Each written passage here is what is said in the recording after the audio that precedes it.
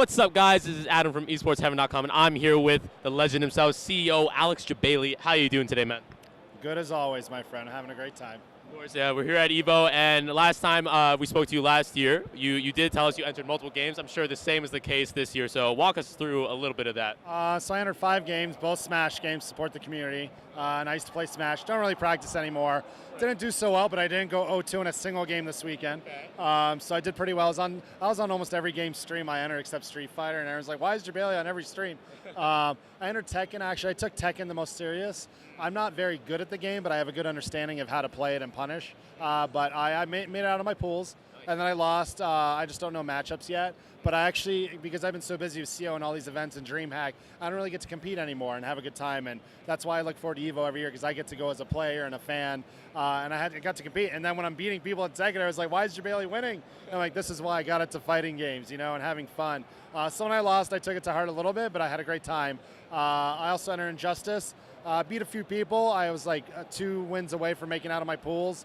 I could have made it out, actually. I wasn't too focused on it. And then Street Fighter V, I lost to Dominion second round. Fair loss. I used Ed. I've never played a single Ed in my life. Yeah, I did that, and then I lost to a Guile player, second last round. The headsets here, they don't have mix amps, so the audio is mono. So you hear like the game soundtrack, you don't hear anything else. And then randomly a hit will like pop up, because it's not surround sound. So that kind of affected. I didn't get to really hear the game, and it distracted me. But otherwise, had a good time. Everything was ran great. The staff's been killing it this year. I'm really proud of all of them. But yeah, so as a player, had my fun all day yesterday, and now, only day 2. I get to enjoy myself, check out the vendors, mingle, do interviews with great people like you guys. Thank you. And you're welcome. And yeah, so I'm here just to enjoy myself the rest of the weekend. Right, yeah, you mentioned that you're always so busy with CEO, and if you had other jobs like with Iron Galaxy, now you're with Dreamhack, and you do enjoy playing. Do you see yourself trying to balance that a bit more and having more time playing, or do you think that you're still going to completely focus, so to speak, on your CEO, Dreamhack, and whatever other endeavors you have? As much as I get enjoyment winning and competing and all that, I get more enjoyment now seeing everyone else have a great time, because I've not so much paid my dues, but I've had my awesome moments already. I've had a great time doing what I do. I still have opportunities for those kind of moments working with bigger companies in a way where I can get recognition of the FGC in Florida and CO and all that. So I'm going to try to play Tekken a little more, play it online and such. I took a little break from fighting games this year because of being so busy. So I got into a lot of single player games like Nier Automata, Horizon Zero Dawn, all that stuff. So I like story games in my free time. But just playing Tekken this weekend really ignited my passion to want to play and do well. So I do Citrus Clash monthlies now with Red Bull. And Andreas, the head TO here, runs that for me, and I'm allowed to enter. So I'm going to probably do the monthlies and focus and play it. Because end of the day, that's why I got so good at Street Fighter 4, was all the monthly events, the locals I got to compete in, and that's what it's really all about. And Proving Grounds has done a great job with that with Red Bull, giving new players opportunities, because now I go to my monthly event, the top 8, besides CJ Truth or Knuckle if he shows up, are people I haven't heard of, which is awesome. I'm going to try to balance a little more and play a little more, just because I had such a good time competing this weekend. But as soon as I'm done here, I go home for 10 hours. I fly straight to Atlanta for Dreamhack. Right. I can't enter those tournaments because I'm in charge. So yeah, we'll see what happens. But I like the games that are out. Marvel Infinite, I'm excited for. I'm going to host at Otaku and try to play it a little bit. But yeah, we'll see what I can do. But I'm never going to stop playing fighting games, because the moment I stop playing, that means I stop caring about them and what I do, and that's never going to happen.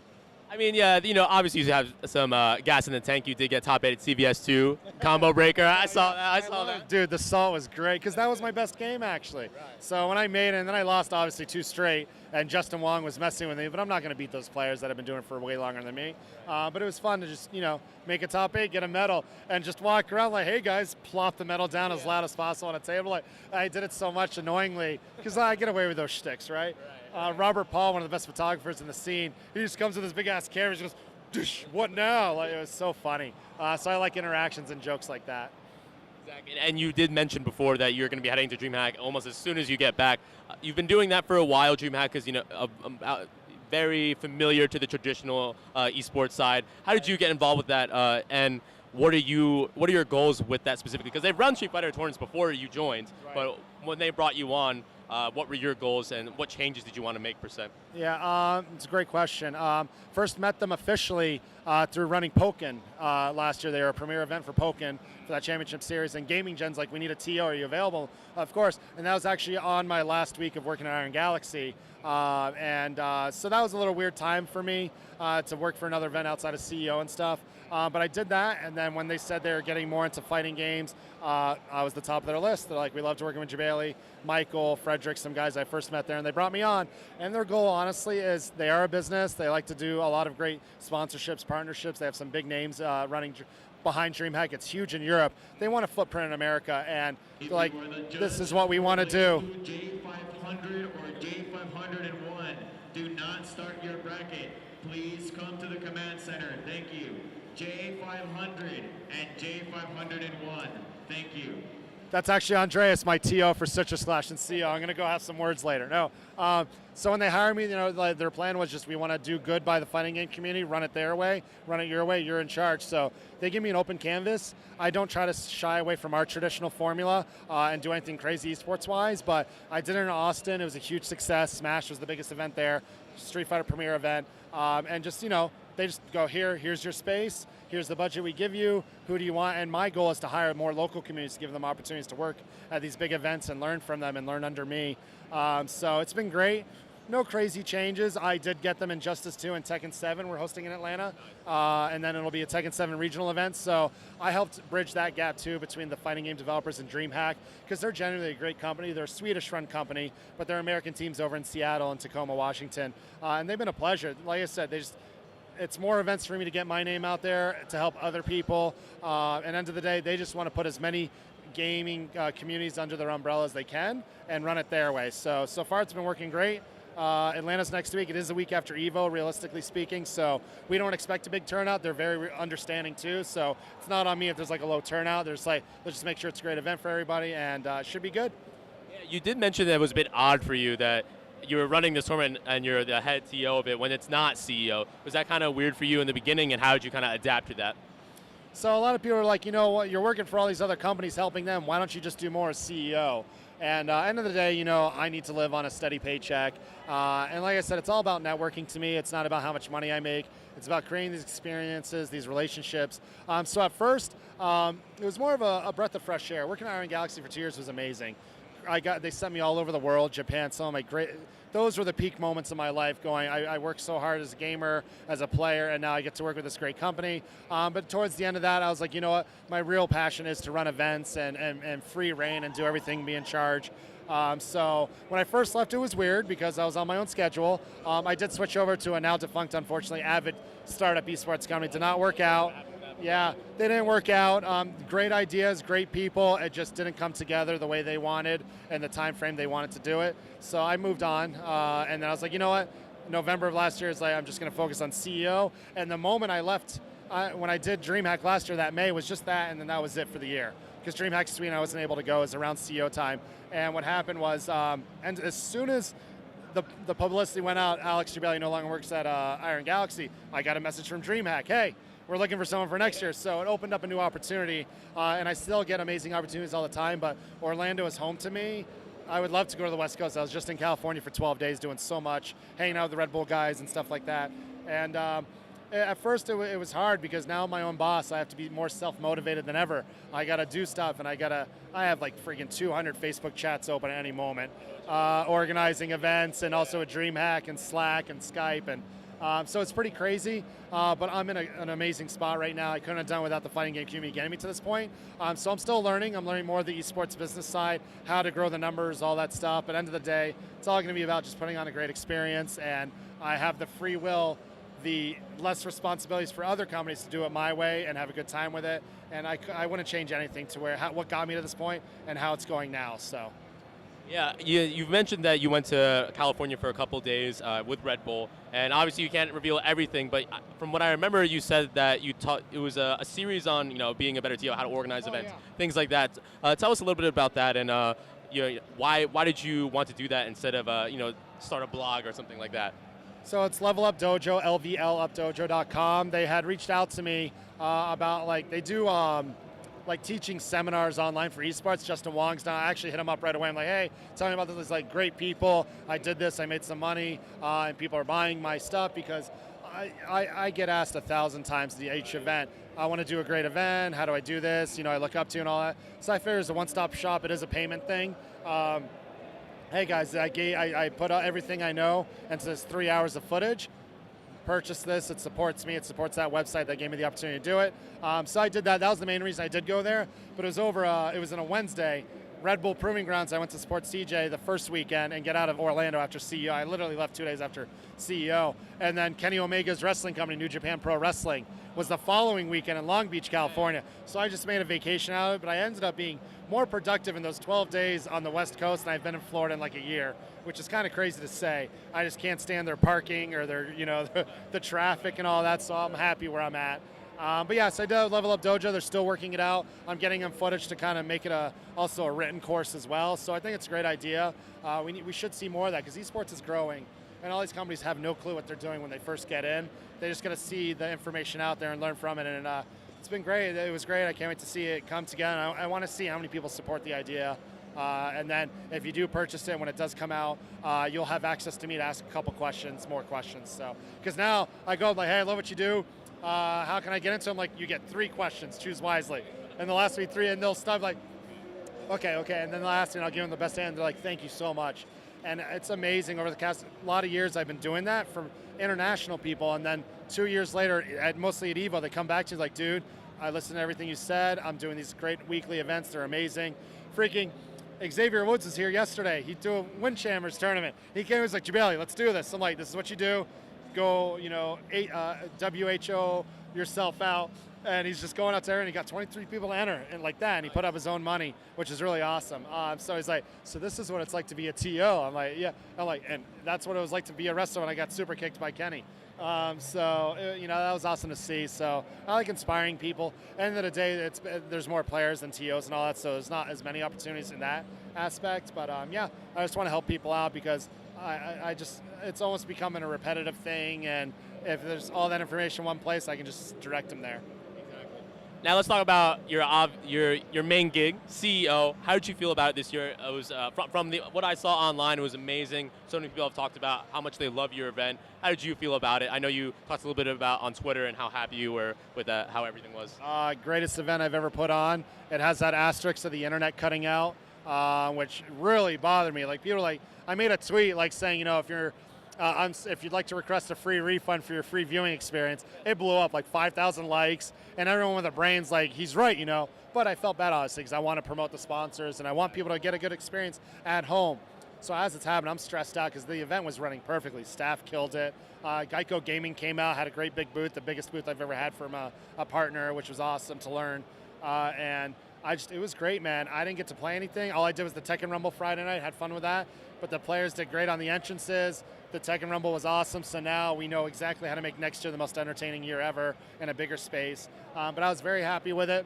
I usually crash like Monday night after everyone's gone, everyone's flown home. I go to my room, I sleep for 15, 16 hours. I was up and going all week. And then the week after, on like Monday, after all the Red Bull stuff was done, the crash hit me in California a week later, and I slept 18 hours straight. So I was just running on fumes, but I was okay. But it was great, man. I already, 2 days after, before I went to California, I went to Daytona to have a meeting and bring some of my production crew out there to scout the place out and see everything. So I'm already ready to go. I love what I do now. It is my full time. So Dreamhack is very interested in having me on in a bigger capacity. So we're going to see how the rest of the year goes with their other events. It was a great experience. I got to watch all the footage. I'm actually about to put out a really cool skit I did with Kenny Omega and Xavier Woods in my suite. And then they did a first to 3 Tekken session. My buddy Roderick Noken just finished editing it all together. So that's going to come out this week after EVO's done, obviously. I couldn't have been happier with the live event. I fixed every error that we made last year. Astro stepped up with the headsets, the mix amps, everyone loved it. It was a perfect event for that last year in that one venue before I move on. I think everyone's going to be looking forward to seeing that skit. But you did mention the changes that are going to be happening. CEO's been there at that. Been there for a while. How does it feel for you to? Obviously, you're growing. You're happy about that, but to leave, what you know and what you love How does it feel for you to make all those other changes for next year? The Wyndham's been amazing. They've been always helpful. I still do CO Taco there. Might do Dreamland again. We'll see. So it stinks because I know what to expect. All the hidden fees are gone. It's not a convention floor. All the restaurants are nearby. You don't have to spend expensive, the Popeyes next door, all these restaurants, you don't have to spend a lot of money. So it's going to be a growing pain, obviously. I've learned a lot from Evo this weekend alone, seeing this huge space. My space is actually a third of this space. So it's going to be big enough for, the CEO growth. I learned a lot this year. The Wyndham was awesome. It's a shame, I didn't really have that closing moment of leaving at the final place. It's just like, as soon as it was over, it was like, wow, we're done here, it took 3 weeks to get the hotel bill to realize the damages and all that. And it was a financially successful event. It was a great event. So now I can move forward to Daytona 100%. So it's going to be a hard experience going to Daytona because it's a convention hall, no outside food. You got to suffer that. But they've been really awesome. It's not Las Vegas expensive. It's Florida. So we'll see how it goes. But I have 2 years there officially, I've announced. And the first year will probably be a learning experience. I'm probably not going to get it right the first year, but I'm going to do my best to make sure it happens. And I'm working with more people than ever to make sure that happens. Learn from Evo, Combo Breaker, all these different events that across the board, man, everyone stepped it up this year, man. The final rounds, all the other East Coast tournaments, the Texas Showdown, just everybody did a killer job this year after the big Street Fighter V rush where everything was overcrowded and people were cranky and didn't have a good experience. This year fixed every problem. And that's what makes the FGCO so great. A lot of us have been doing, I've only been doing for 8 years officially, but a lot of guys have been doing 15, 20 years and it just gets better and it inspires me to get better. So it's been great how everything's gone, where it's going. I'm ready for Daytona. I go to all the local businesses. I'm in contact with everybody. And working with Dreamhack and seeing their large scale event and how they delegate and work with all their staff has also helped me a great deal. So I'll be ready. Yeah, you mentioned all these things about learning from others and how everyone stepped up, and it strikes me that you're not afraid to fail and take risks and all that, and obviously it happens to the best of us. CEO Dreamland was not what you expected it to be this year. Right. How do you deal with that, and what are your plans for that event in the future, moving forward? How did you feel, basically? It was never really about the numbers to me. It's about the experience, the live experience. Every Smasher goes, thank you, this is what we love, and they had a great time. And then the finances hit me. I'm like, crap, do I really want to do this again? I was kind of depressed leading into CO, not in a bad way, but talking to Rick all the time, I'm like, dude, I just don't feel like myself. He's like, because you had your first major failure, and it's always hard to bounce back. So it's just a lot of thinking, what did I do wrong and the biggest mistake? And I know my mistakes. That's what I think makes me good at what I do. I take feedback to the heart. I fix it, and being Easter weekend, I thought would be a weekend off for people. I thought people are not as religious as the old days, and everyone come out. And a lot of families did come out, but others couldn't as well. And plus, there's a lot of great Smash events already. So I added more to what was not really needed. I should have focused on the CO experience first and foremost. But everyone had a good time. I don't like to fail and just leave it alone. I like to bounce back, so I've been looking into doing it again. I just got to do it the right way if I do, and it wouldn't be Easter weekend for sure. But it was hard at first, and then going, okay, and now I got to rely on CEO to pay all my staff and all that, which I took care of. And it's just like, failures happen, but like you said, I'm not afraid to take risks. It was a risk I'm glad I took to realize that CO is big, but maybe it's big during the summer, right, and not these other events. But CO Taco was a big success last 2 years, so I still have that event. So we'll see what happens. Overall, I was happy with the event. Just financially, it hurt. It took me a little while to get over it, and like I said, I was a little depressed. And then once CO happened, I saw the smiles, and it got me right out of it. And then when I went to Daytona, I go, all right, time to step up my game. That fire just reignited, and I was happy again. I'm like, this is why I do what I do, and I'm going to kill it. I'm really happy that you're looking at it as the positive going experience that it should be. Everyone's stepping up. Everyone's trying to up their production, make things better for the stream, online, and both in person. But at the same time, we're in this crisis, so to speak, of people are not so happy with Street Fighter V for various reasons, and some people are.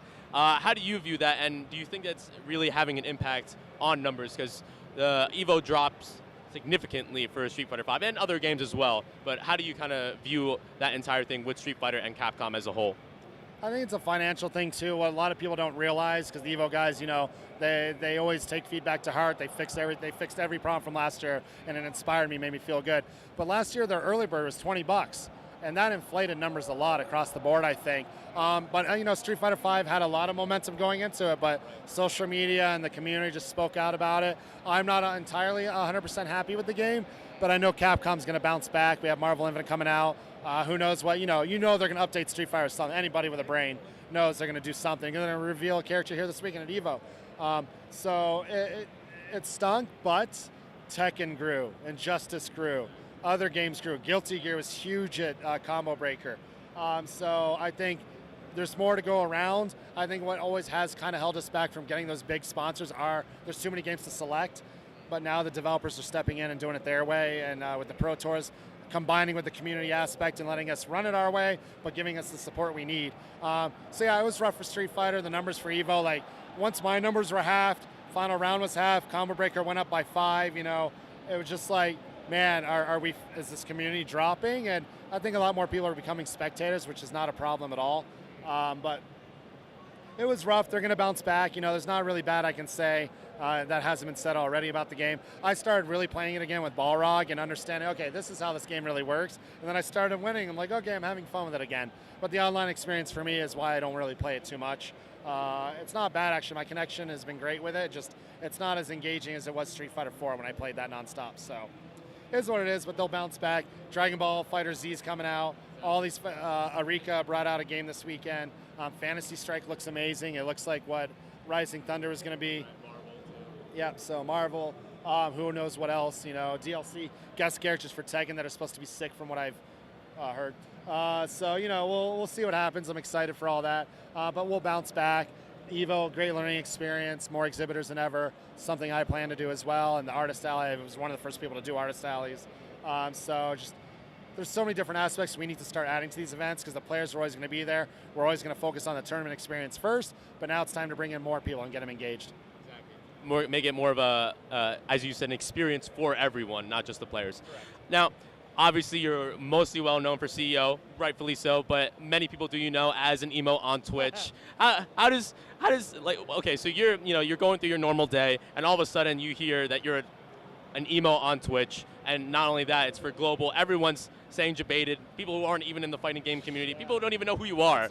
Yeah. How does that feel for you to just become this icon of the internet? And it just happened. You never tried to become this icon of jebaited. How does it feel for you? How do you know that? No, I was already an emo for 5 years, but the only times people used it is when I went into a stream, like a Wednesday Night Fights or Level Up, or NLBC and stuff. Like Jebailey's here in jebaited face. But then when we changed that face and it blew up, man, in like Dota, League of Legends Worlds, I'm like, what is going on? And my thinking is jebaited is just such an easy word to type, just like my last name, Jebailey. All the middle keys, it's very natural. And when that happened, and it really started to blow up, and then when people that would stream like Overwatch, League of Legends and stuff go, Jebailey, you're in my damn feed again, what's going on?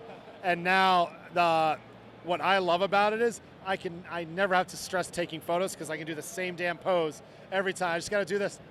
So every time now. So it's been amazing to do that. Everyone does it with me. I'm like, do you want the jebaited? Like, of course, man. So it's really cool that it's taken off like that. I want it to be transcend outside of gaming now. And I've been hearing kids at school are saying that word, man. I have a friend who's a teacher who's like, dude, a kid said jebaited in school today. And I'm just like, holy crap. So it's been awesome. It's great.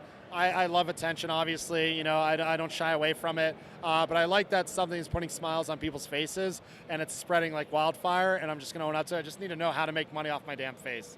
So all this money's on the table. I'm not getting. But it's great. It's really cool. Twitch gave me the opportunity 5 years ago. And then actually I ran into the guy who I said gave me that email in the first place, Fish Sticks, Ben. And we were having drinks last night. I'm like, dude, what do you think of jebaited now? And like when it first started, I was like, dude, it's incredible. I'm like, it's because of you. He's like, wait, really? I'm like, dude, you're the one who said you're a popular community figure in the FGC. We're getting involved in the FGC. Would you like an emote? That picture I saw on Twitter is amazing. So he did it, and then we fixed it up. So I really can't put into words how awesome it is when people come up to it's like, it's the jebaited face, or I get off the elevator, I'm like, I think that's Jebailey. It's really cool that as a TO, sort of a player, I get that kind of recognition and appreciation for the hard work I do. It makes it all worth it at the end of the day. So I'm just going to keep owning up to it and have fun with jebaited. So people wearing my face now, the jebaited shirt face is hilarious. All right, guys, you know what to do. Say always put that jebaited in the Twitch chat. But, I don't think I have any other questions for you. Are there any words you want to say to your fans, shout-outs you want to give? How can the fans follow you? Thank you for everything, guys. CEO Gaming, CEO Jebailey. I don't use Snapchat. So yeah, and then Daytona. CO Taco's up next September. COGaming.org has everything. But yeah, CO Taco, please come out, man. I have a lot of surprises in store for the anime community.